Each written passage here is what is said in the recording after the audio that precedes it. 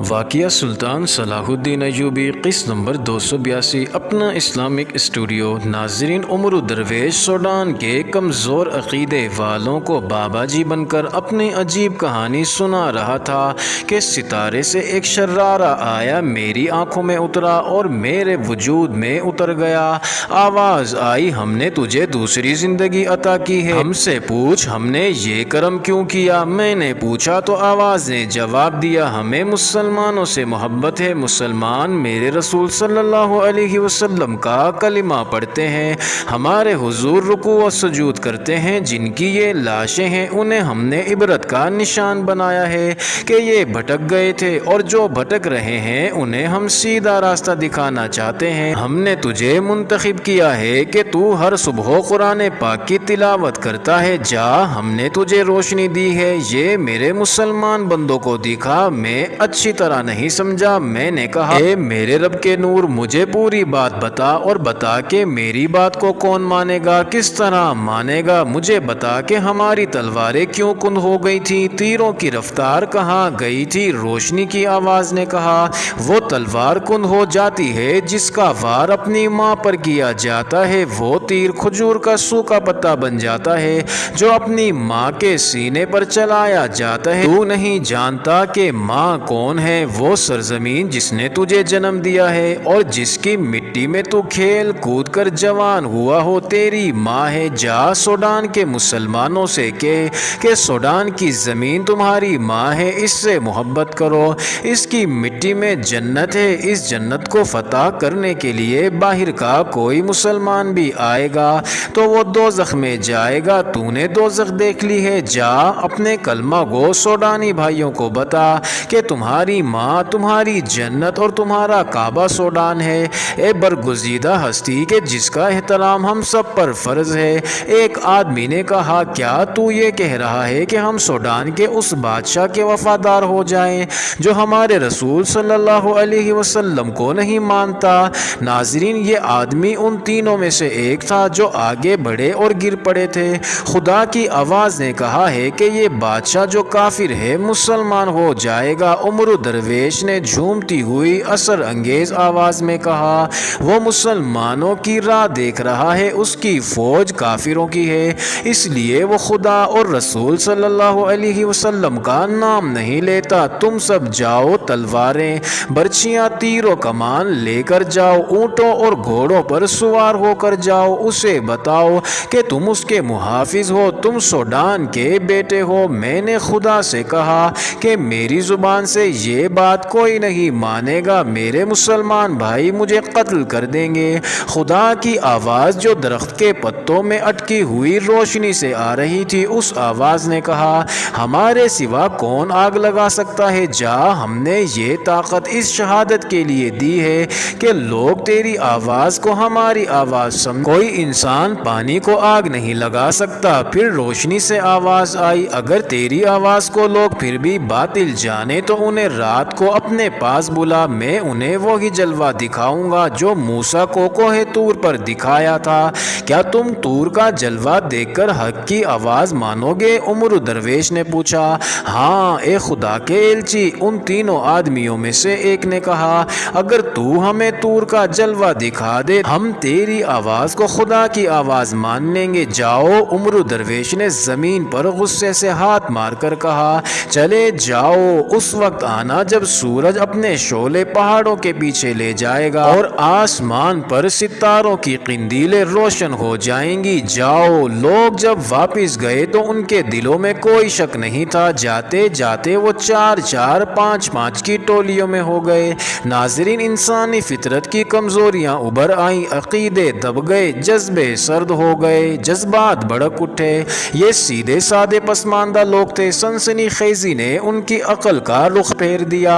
عمر درویش کے الفاظ میں کچھ اثر تھا یا نہیں؟ لوگوں نے اس اثر کو قبول کیا جو اس کی آواز میں اور اس کے بولنے کے انداز میں تھا۔ ان لوگوں میں سے اگر کسی نے شک کا اظہار کیا تو کسی نہ کسی نے کہہ دیا، کیا تم پانی کو آگ لگا سکتے ہو؟ ابھی رات کو طور کا جلوہ دیکھنا باقی تھا۔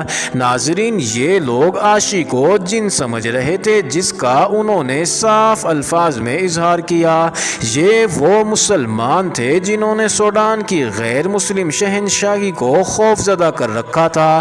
سوڈان کی فوجوں کو انہوں نے اس پہاڑی خطے میں بے بس کر کے پسپا کر دیا تھا اور خدا اور رسول صلی اللہ علیہ وسلم کے پرستاروں اور صلاح الدین ایوبی کے شیدائی تھے۔ ناظرین، سوڈان کے باشندے ہوتے ہوئے وہ اپنے کوہستانی خطے کو آزاد اسلامی ریاست کہتے تھے، مگر الفاظ کی سنسنی اور چاشنی اور وجد آفری نے انہیں راہ سے بے راہ کر دیا اور ان کی سوچیں بھٹکنے لگی۔ جنہوں نے فوجوں کو پسپا کیا تھا، ان کے عقیدے پر صرف ایک انسان نے دلکش وار کیا تو ان کے ہتھیار گر پڑے۔ ناظرین، یہ لوگ جدھر گئے افواہیں پھیلاتے گئے، انہوں نے جو دیکھا اور جو سنا تھا اسے اور زیادہ دل نشیں بنانے کے لیے اضافے کرتے گئے۔ اپنا اسلامک اسٹوڈیو کے معزز ناظرین، اب کچھ دیر کے لیے چلتے ہیں دوسری جانب۔ مجھے یہ خدشہ پریشان کر رہا ہے کہ سوڈانی مسلمان سنسنی خیز توہمات کے آگے ہتھیار ڈال دیں گے۔ ناظرین، یہ آواز سلطان صلاح الدین ایوبی کی تھی، جو سوڈان سے دور، بہت ہی دور، فلسطین کی دہلیز پر ایک چٹان کے دامن میں اپنے مشیروں اور سالاروں کے درمیان بیٹھا تھا۔ العادل کا بھیجا ہوا قاصد اس کے پاس پہنچ گیا تھا۔ اس نے العادل کا پیغام پڑھ لیا تھا۔ ناظرین، مصر کی انٹیلیجنس شعبہ جاسوسی اور سراغ رسانی نے سوڈانی مسلمانوں کے حقوق اطلاع مصر کے قائم مقام امیر العادل کو دی تھی، جو العادل نے سلطان ایوبی کے نام ایک پیغام میں لکھ کر بھیجی تھی۔ اس میں یہ بھی لکھا تھا کہ علی بن سفیان تاجروں کے بھیس میں سوڈان جا رہا ہے۔ پیغام میں العادل نے سلطان ایوبی سے پوچھا تھا کہ سوڈانی مسلمانوں کے پہاڑی خطے میں اپنے چھاپہ مار بھیجنے چاہیے یا نہیں۔ اس نے اس خدشے کا اظہار بھی کیا تھا کہ ہم چھاپہ مار چوری چھپے بھیجیں گے۔ اگر سوڈانی حکومت کو پتہ چل گیا تو کھلی جنگ ہو سکتی ہے، جبکہ ہماری زیادہ تر فوج عرب میں لڑ رہی ہے۔ ناظرین، پیغام میں تفصیل سے لکھا گیا تھا کہ سوڈانی حکومت مسلمانوں کو اپنا وفادار بنانے کے لیے ہمارے جنگی قیدیوں کو استعمال کرنے کی کوشش کر رہی ہے۔ سلطان ایوبی نے یہ پیغام پڑھ کر اپنی ہائی کمانڈ کے سالاروں اور مشیروں کو سنایا اور کہا، سوڈان کے یہ مسلمان سوڈان کی فوج کے لیے قہر الہی ہیں۔ تم سب دیکھ رہے ہو کہ ان میں جتنے ہماری فوج میں ہیں وہ کس بے جگری اور جذبے سے لڑتے ہیں، مگر دشمن جب انہیں طلسماتی الفاظ میں الجھاتا اور ذہن کی خیالی عیاشی کی طرف مائل کرتا ہے تو وہ ریت کے بت بن جاتے ہیں۔ ناظرین، العادل نے لکھا تو نہیں کہ صلیبی سوڈان کے مسلمان علاقے میں کردار کشی اور ذہنی تخریب کاری کر رہے ہیں، لیکن تم سب صلیبیوں کو جانتے ہو، وہ اس فن کے ماہر ہیں۔ مجھے معلوم ہے کہ سوڈانیوں کے پاس صلیبی مشیر موجود ہیں، وہ ذہنی تخریب کاری ضرور کریں گے۔ سلطان ایوبی نے العادل کے قاصد کو کھانے اور آرام کے لیے بھیج دیا اور کاتب کو بلا کر پیغام کا جواب لکھوانے لگا۔ اس نے لکھوایا، میرے عزیز بھائی العادل، خدائے عز و جل تمہارا حامی و ناصر ہو۔ تمہارے پیغام نے سوڈان کے مسلمانوں کے متعلق صورتحال واضح کر دی ہے۔ تمہیں حیران نہیں ہونا چاہیے، تم جانتے ہو کہ کفار اسلام کا خاتمہ چاہتے ہیں، وہ ہر حربہ اور ہر ہتھ کنڈا استعمال کر رہے ہیں۔ میں اس اقدام کی تعریف کرتا ہوں کہ علی بن سفیان سوڈان چلا گیا ہے اور تم نے اسے جانے کی اجازت دی ہے۔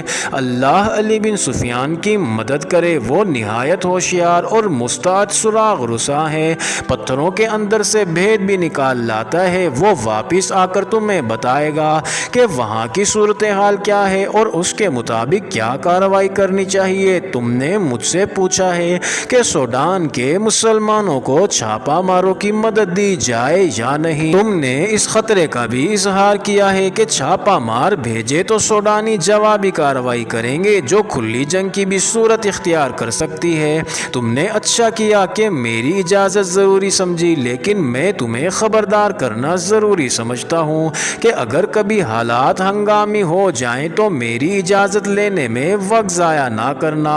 تمہیں یہ معلوم ہو گیا تھا کہ سوڈان کے قید خانے کے ایک سپاہی سوڈانی فوج کے 2 کمانداروں کو قتل کر کے مسلمانوں کے ہاں پناہ لی اور اس اسلام قبول کر لیا ہے اور تمہیں یہ بھی معلوم ہو گیا تھا کہ سوڈانی ہمارے قیدیوں کو ہمارے خلاف تیار کرنے کی کوشش کر رہے ہیں اور ہمارے اسحاق نامی ایک کماندار کی بیوی اور بیٹی تک کو انہوں نے دھوکے سے اغوا کرنے کی کوشش کی ہے، تو تمہیں سمجھ جانا چاہیے تھا کہ سوڈانی مسلمانوں میں کچھ غدار بھی ہیں۔ ان حالات میں تمہیں فوری طور پر چھاپا ماروں کی کچھ نفری تاجروں اور مسافروں کے بھیس میں سوڈانی سرحد میں داخل کر دینی چاہیے تھی۔ تاہم علی بن سفیان کا چلے جانا قابل تعریف ہے۔ میرے عزیز بھائی، یہ الگ مسئلہ ہے کہ ہمارے پاس فوج تھوڑی ہے اور ہم دوسرا محاذ کھولنے کے قابل نہیں، لیکن قرآن کے اس فرمان سے گریز نہ کرو کہ کسی بھی خطے میں مسلمانوں پر کفار ظلم و تشدد کر رہے ہوں یا انہیں لالچ سے یا دھوکے سے عقیدوں سے گمراہ کر رہے ہوں اور ان کا قومی وقار اور دین و ایمان خطرے میں ڈال دیا گیا ہو تو تمام دنیا کے مسلمانوں پر جہاد فرض ہو جاتا ہے۔ میں کئی بار کہہ چکا ہوں کہ سلطنت اسلامیہ کی کوئی سرحد نہیں۔ اسلام کے تحفظ کے لیے ہم کسی بھی ملک کی سرحد میں داخل ہو سکتے ہیں۔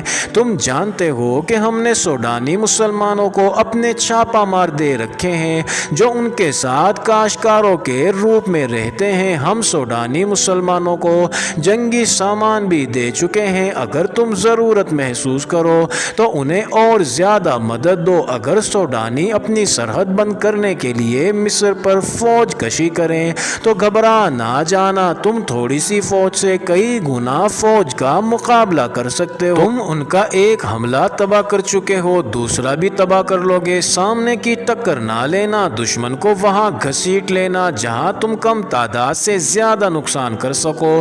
چھاپا ماروں کا استعمال زیادہ کرنا اور دشمن کی رسد کاٹنے کا انتظام کرنا۔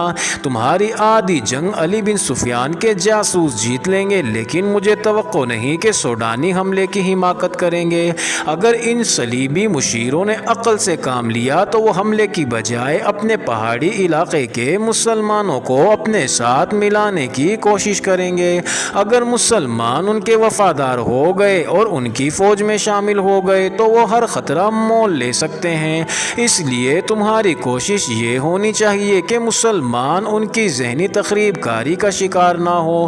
میں وہی بات دہراؤں گا جو 100 بار کہہ چکا ہوں، مسلمان جنگ میں شکست دیا کرتا ہے، شکست کھایا نہیں کرتا، مگر اس کے جذبات میں جب حیوانی جذبہ بیدار کر دیا جاتا ہے تو وہ تلوار اتار پھینکتا ہے۔ ملت اسلامیہ کو جب بھی زوال آیا اسی جذبے کی بدولت آئے گا۔ ہمارا دشمن ہماری قوم میں یہی آگ بھڑکا رہا ہے۔ اس طرح ہم بیک وقت دو محاذوں پر لڑ رہے ہیں، ایک زمین کے اوپر اور دوسرا زمین کے نیچے۔ ہمارا دشمن ہمیں زہر میں بجھے ہوئے تیروں سے نہیں مار سکا، وہ اب ہمیں زبان کی مٹھاس اور الفاظ کے جادو سے بیکار اور مفلوج کر رہا ہے۔ یہ بڑا ہی خطرناک محاذ ہے۔ ہوشیار رہنا میرے عزیز بھائی، یہاں کے حالات سازگار ہیں، دشمن بری طرح بکھرا ہوا ہے۔ میں اسے مرکزیت اور اجتماع کی مہلت نہیں دوں گا۔ اللہ کی مدد ملتی رہی تو میں حلب لے لوں گا۔ مقابلہ شاید اب بھی سخت ہو، لیکن میں نے کچھ اور انتظامات کر لیے ہیں۔ صلیبی ابھی سامنے نہیں آئے، شاید ابھی سامنے آئیں گے بھی نہیں۔ وہ بھائیوں کو آپس میں لڑا کر تماشا دیکھ رہے ہیں۔ اگر ان کا دشمن آپس میں ہی لڑ کر مر جائے تو انہیں سامنے آنے کی کیا ضرورت ہے؟ اللہ تمہاری مدد کرے۔ مجھے امید ہے کہ تم گھبراؤ گے نہیں۔ خدا حافظ۔ ناظرین، جس وقت سلطان صلاح الدین ایوبی نے یہ پیغام قاصد کو دے کر روانہ کیا، ناظرین اب پھر سے چلتے ہیں عمر الدرویش کے ڈرامے کی جانب۔ اس وقت عمر الدرویش کے خیمے میں وہ 3 آدمی بیٹھے ہوئے تھے جو لوگوں کے ہجوم میں آگے ہو کر عمر الدرویش کی طرف بڑھتے تھے، مگر اس طرح پیچھے کو گر پڑتے تھے جیسے کسی نے انہیں آگے سے دھکا دیا ہو۔